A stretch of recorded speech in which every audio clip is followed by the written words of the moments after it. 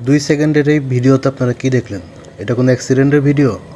যদি কোনো অ্যাক্সিডেন্টের ভিডিও হতো বা প্রয়োজনীয় কোনো ভিডিও হতো, আমি অবশ্যই কন্টিনিউ করতাম। হ্যাঁ, ভিডিও আমার করা আছে, কিন্তু আমি এখানে দেইনি। এর পিছনে 2টা কারণ। প্রথম কারণ হচ্ছে, ভিডিও ফেসবুকে দিলেই হয় না। আমাকে বুঝতে হবে কোনটা মানুষের আত্মসম্মানে বাঁচবে, কোনটা মানুষের জন্য উপকৃত আর কোনটা ক্ষতিকর।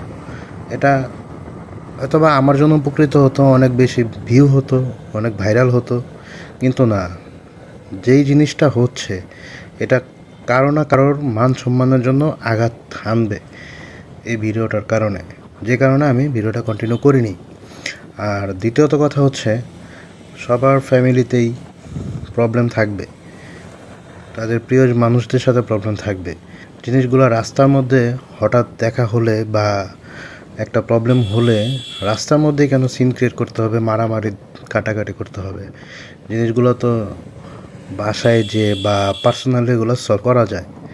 কারণ আপনাদের এই ব্যাপারগুলো দেখা গেছে কোনো না কোনো ভাইয়ের ভিডিওতে যদি চলে আসে, সবাই তো আর এটা রাখে না। কারণ অনেক ফেসবুকে দেখি, ভিডিও দেখি, এরকম ঝগড়াঝাটি ভিডিও ফেসবুকে ভাইরাল করে দেয়। এগুলো মোটেও ঠিক না।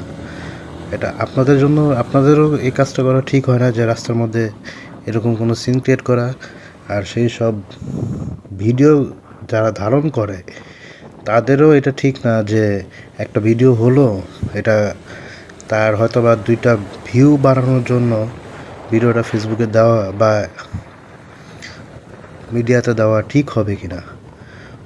অবশ্যই যার ভিডিও হচ্ছে তার পরবর্তীতে সমাজের চোখে বা আশেপাশে মানুষের চোখে কতটা খারাপ দৃষ্টিকোণ হবে, জিনিসটা প্রত্যেকেরই বুঝতে হবে। আশা করি আমরা কেউই এরকম কিছু করব না, যাতে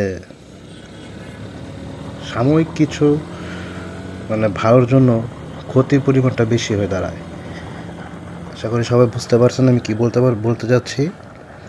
ধন্যবাদ আপনাদের সবাইকে।